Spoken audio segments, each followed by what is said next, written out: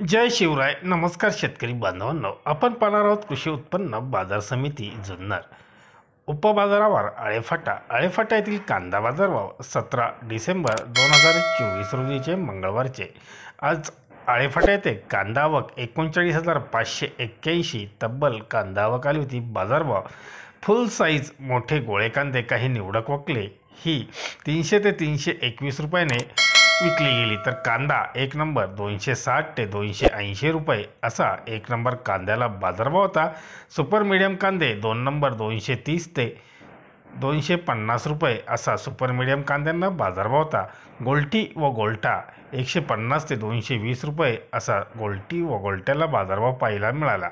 बदले चिंगळी कांदे 100 रुपयापासून 175 रुपयापर्यंत बदले चिंगळी कांदे विक्री झाली.